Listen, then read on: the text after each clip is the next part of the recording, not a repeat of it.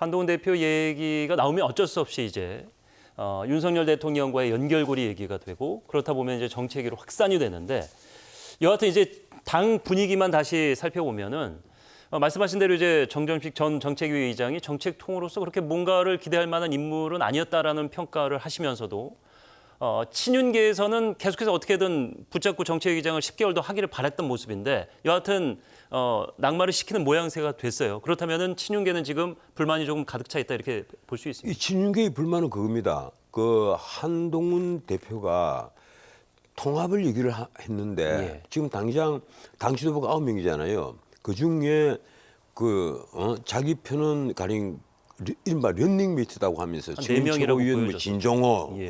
그리고 그 앞에 그 누굽니까? 그 앞에 사무총장을 지냈던 분을 누구죠? 그분도 최고위원 됐죠. 장동혁. 예, 장동혁 예. 의원. 그럼 1.5선이라고 그러더군요. 네. 보궐선거로 들어와서 이번에 재선이 되신 분인데 예.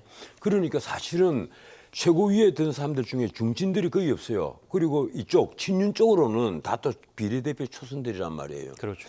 그래서 그 한동훈 위원장으로서는 남은 지금 지명직 최고위원하고 또 그리고 이 당의 정책위 의장 이 둘을 가져야만 총에 5명이 됩니다. 9명 중에 5명이 돼서 역전시킬 수 있는 자리가 경제롭게 그래서 되거든요. 당을 장악하겠다.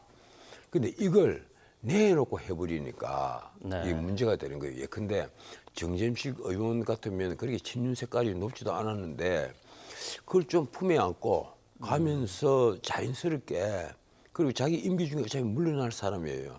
그 자연스럽게 갔으면 좀 외부에서 보기에도 한동훈 위원장의 그릇을 좀 크게 보지 않았을까. 본인은 지금 당의 지도부 최고위원회 9석 중에 5석을 장악하겠다. 그럼 장악을 해서 뭘 하려 한다고 봅니까? 사람들은 지금까지요. 한동훈 위원장에 대해서 아주 제대로 용인수를 잘 쓰고 있다. 아니면 새로운 정책, 아주 감각적인 정책을 내놓고 있다. 이걸 전혀 보지를 못했습니다. 이제 뭐 봐야 되는 거죠.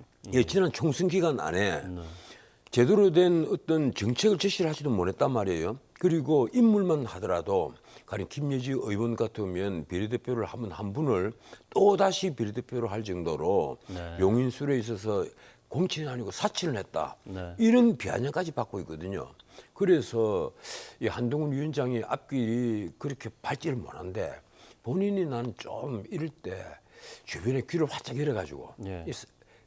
지금 그러고 산에 가는데 그런 칼림이 나옵니다. 윤석열 대통령이든 한동훈 위원장이든 뭐 한동훈 이제 대표든 귀를 좀 활짝 열어서 남의 얘기를 좀 들어라. 두 분 다 이렇게 구름에 떠 있는 거 아닐까요? 한 분 이제 대통령이 그래서 돼 말이에요. 있으니까 예. 그렇고 한 분 이제 대통령이 될 거라는 남의 기대가 얘기를 있습니다. 다 듣고 그것도 당신들을 비판하는 말들을 많이 듣고 거기에 대해서 얘기를 하면 예. 당신들은 지금 또 성공한 대통령이 될 수 있고 그리고 미래의 지도자로 부각이 될 수가 있다. 시간은 있으니까. 아직. 예, 시간이 충분하다. 근데 뭐가 조급해서 귀를 다 닫고 아주 가까운 주변에 있는 쉽게 말하면 아첨을 하는 사람들 얘기만 듣고 있느냐. 예. 아첨을 받으면서 그걸로서 권력을 확인하는 사람들은요 반드시 실패합니다. 그래서 그런 권력을 절대 권력이라 그러잖아요. 절대 권력은 절대 부패한다. 이게 미하일 바쿠닌이 한 얘기예요.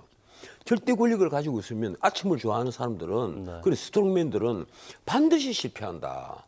그 얘기입니다. 조선시대 이제 그런 분들을 간신이라고 얘기했었는데 그럼 글쎄요. 지금 간신들이 지금 있다고 보시는 거죠? 제가 보기에는요. 굳이 간신이라는 표현은 쓰지 않겠습니다만 참 어떻게 이렇게 무능한 사람들만 주변에 놔두느냐. 아마 오늘 이 방송을 보는 분들 중에 우리나라 정시에 조금이라도 관여하는 분들 뭐 우리나라에는 1,400만 명이나 지금 정권 계좌가 있지 않습니까? 예. 이분들은 아마 지금쯤 화를 엄청 내고 있을 거예요. 오늘 금은 금요일 대폭락을 하고 있단 말이에요. 3%가 3.6% 가까이 들어오기 전에 조금 뉴스를 봤는데 쉽게 말하면 중산층이 지금 무너지고 있는 거예요. 네. 그런 판에 지금 과연 정부에서 오늘까지 한국이 이렇게 저평가를 받고 있다. 전 세계 정치는 다 올라가고 있었는데 한국은 저평가 받고 있다. 어떤 대책을 내놓았습니까? 기재부 장관이나 가령 금융위원장 혹은 건강위원장들이 뭐 새로운 정책 하나 내놓은 게 없어요. 국민들 귀에 속속 들어오는 정책 하나 내놓지 못했단 말이에요. 예. 그리고 무엇보다도 이 일본이 이제 하위 20%인데 이 1분이 하위 20% 국가가 보살펴야 되는 이 사람들부터 지금 적자 살림입니다. 10가구 중 내가 지난번에도 한번 이 방송에서 얘기를 했는데 10가구 중에서 6가구가 적자 살림이란 말이에요. 그 적자 살림이란 말은 저소득층, 빈곤층의 적자 살림이란 말은 뭘 의미합니까? 사채 시장에 간다는 얘기예요. 사채 시장이 유일한 탈출구다. 그래서 이거 굉장히 심각한 문제입니다. 예, 예. 굉장히 심각한 문제예요. 그리고 중산층이 붕괴가 되고 있거든요. 이러니까 가계부채가 조금 줄고 있다가 가계부채가 지금 다시 늘고 있어요. 3, 4분위도 5가구 중에 한 가구가 지금 직접 살립니다. 예. 버는 돈보다 써야 될 돈이 더 많다는 겁니다. 예. 우리나라 중산층에 멀쩡한 직업을 가진 사람이 밤에 다시 다른 직업을 가진다. 대리운전으로. 편의점이나 예. 대리운전이나 이런 것. 왜 그걸 하느냐 물어보니까 아이들 과외 수업비가 필요하다. 쉽게 말하면 사교육비가 지금 주거비, 의료비, 그리고 통신비 이런 비용과 맞물려서 사교육비가 주요 비용 4대, 5대 비용 중에 하나로 들어가는 겁니다. 이 엄청난 거예요. 그런데 이런 문제에 대해서 윤 대통령도 한동훈 위원장도 아직까지 제대로 대책을 내놓지 못하고 교육부 장관은 입을 꽉 다물고 있습니다. 예. 지금 교육 계획을 하겠다 말만 하지 교육 계획을 하려면 어떻게 해야 된다. 주변에 얘기를 듣지를 않아요. 내가 자주 그런 얘기를 합니다. 교육 계획을 하겠다는 사람들이 커리큘럼을 어떻게 바꿔야 된다. 이 얘기부터 해야 되는데 예. 거기에 대한 논의는 지금 정권이 출범한 지 만 2년이 지났는데도 단 한마디도 나온 적이 없어요. 그래서 나는 윤 대통령이든 한동훈 위원장이든 지금이라도 지금 산의 칼럼도 그런 칼럼이 나온단 말이에요. 네. 지금이라도 귀를 활짝 좀 열어라. 예. 주변에 좋은 소리 하는 사람들 물리치고 욕하고 비판하는 사람들 가급적 좀 모셔서 얘기 좀 들어봐라. 저희 방송을 이렇게 딱 틀어놓으면 되는데 용산에 지금 이제 딱 틀고 계시면은 오늘 아직 한 20여 분 나왔는데 필요한 얘기들 많이 나올 것 같은데 안 보시는 게 좀 문제가 아닌가 싶습니다.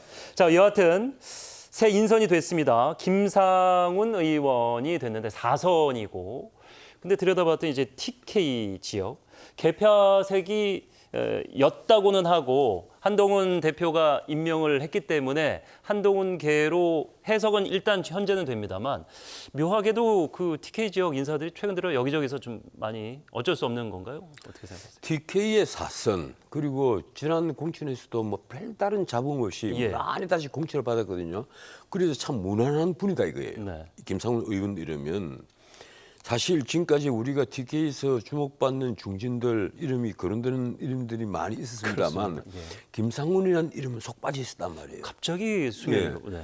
그래서 사실 정책통도 아니고 그동안에 이제 주의 깊게 이분을 지켜본 시선도 없어요. 정책위에서 예. 부의장을 한번 하신 적이 예, 있으시죠? 이분이 이제 행시 출신이고 그리고 물론 정치계에 있기도 했고 예. 그리고 기재부의 그 이제 위원으로 활동도 그렇죠. 했고 합니다만 이분을 두고 그렇게 어떤 내놓은 정책이 있다 아니면 어떤 방향을 제시한 게 역시나, 있다 뭐 이게 네. 전혀 없단 말이에요. 그럼 전임자와 크게 뭐 색깔이 달라진 이 건 솔직히 없다고 말해서 행시 출신으로 네. 너무 대구란 지역에 예, 너무 집착을 한 게 아니냐. 보통 행시를 하면 중앙 부처, 예, 중앙 이제 기재부가 직접 그 이제 연관이 되는 뭐 재정 쪽에 네. 일을 다들 맡고 싶어 하는데 이분은 대구시에서만 줄창 근무를 했어요. 줄창 근무를 했는데 어떻든 뭐 이분은 지금까지 어떤 정치적 색깔이 잘 드러나 있지 않은 사람. 네. 그래서 이분은 아마 한동훈 위원장이 예.